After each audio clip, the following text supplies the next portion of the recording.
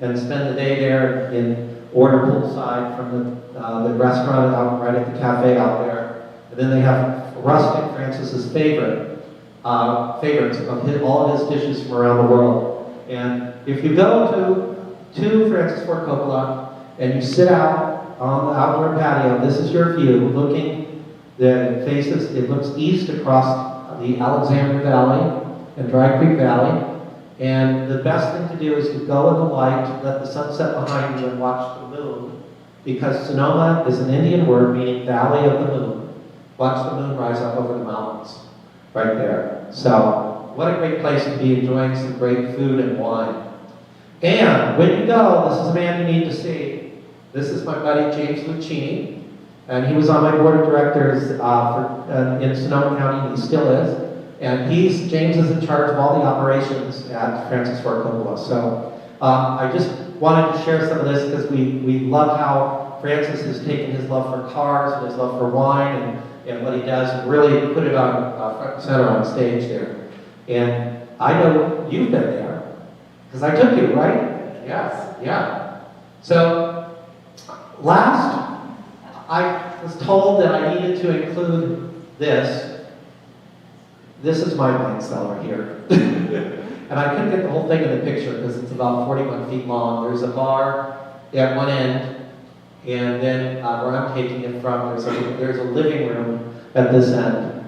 And I jokingly have a futon sofa that folds out for people who feel they can't leave the room. And sweaters, because it's a little chilly in there. So with that, I just want to share a couple things up here that you might want to look at to enhance your enjoyment of wine. You already saw the carrying case for the glasses, right? This is what's known as an aerator. Because wine is a living thing, which we talked about today, you need to let it breathe. And so what you should do, what we did is we opened up the red wine in particular, we opened up about an hour ago, so that it will be all ready and ready for you to taste. Well, sometimes you open that bottle, you don't want to wait an hour. So you use the aerator and you literally pour it in and see that you can come up and look at all this stuff if you haven't seen this before. You put this one goes on the top of the bottle and then you just pour it through it and it aerates. It mixes the air in with the actual wine to give you a better flavor. Now, what if you have that bottle of Chardonnay or white wine, whatever you like, and it's not chilled if you want to drink it?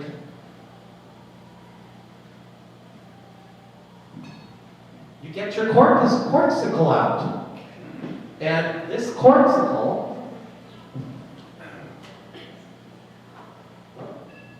it literally fits. You keep in your refrigerator or your freezer, and it fits right down into the bottle of wine after you pour a little out, and it chills the wine and keeps it lovely and a great temperature. And it also works, say you're drinking red wine in the summertime, and you don't want it to get hot, because what's worse than, unless you meant for the wine to be hot and it's wintertime. Can you see it? Yeah. So this is a great little tool that you can use for either white or red wines to regulate and that temperature. Another fun thing to do is make ice cubes out of the wine you're going to be drinking. How about that? If it's a white wine in the summertime, go and get your ice cube, make some ice cubes out of that wine. Or, here's another one, freeze some grapes. And just put the grapes in there. And let the frozen grapes, keep the wine nice and cold. Has anybody done that before? Yeah, isn't that great? And then you get to eat the grapes. That's another fun way. Also, the aerators come in all different shapes and sizes. This one is a little kind of a fancy schmancy one, but I brought it so you can see. And this one you would literally, it's called a wine prism. But this is another way to aerate it and pour it through, so you can come up and look at this. Now, also, because we're in a car museum, how cool is it to have a wine stopper that's a shift knob? Isn't that cool? You like that? Yeah. So you can shift into high gear with whatever wine you're having.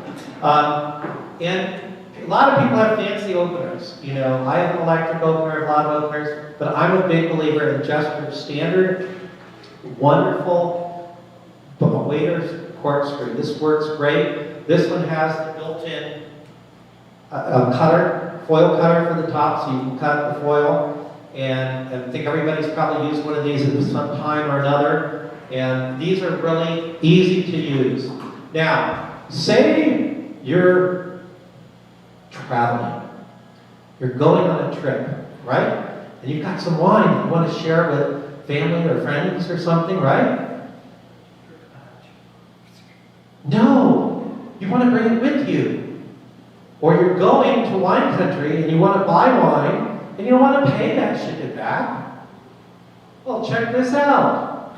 This is a wine carrier. And it holds up to a case of wine. And it's just like luggage. You check it at the airport, just like your luggage. And it has pockets on the side. And so if you wanted to bring wine, like I brought Michigan wines back for Thanksgiving when I went back to New Hampshire to my folks. And you can just go back and bring this with you. Or I brought it empty when I went to Sonoma and it came back full.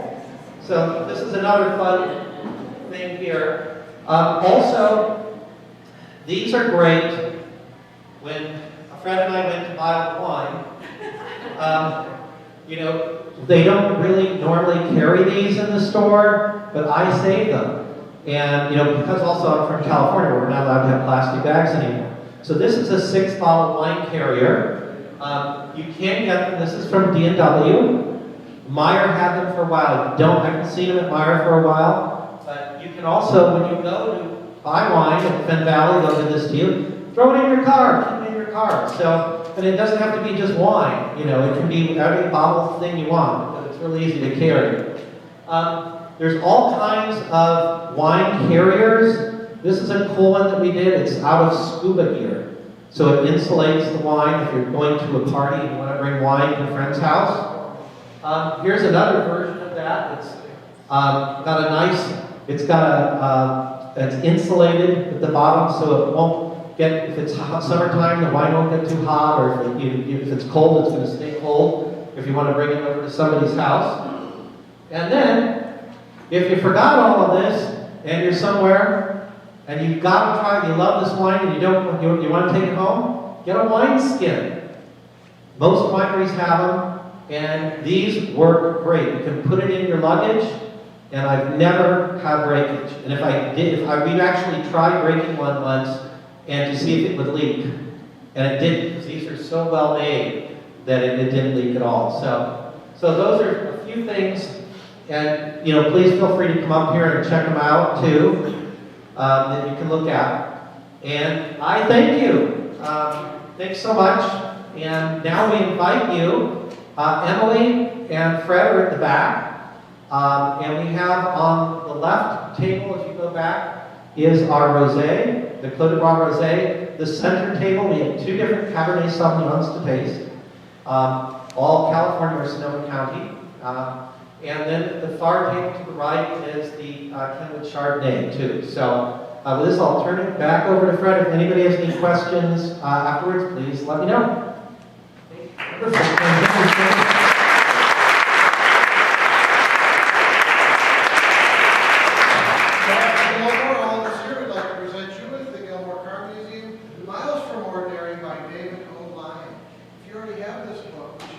I don't. You can exchange it, but No. I'd love to have you take this with you. Awesome. Thank you.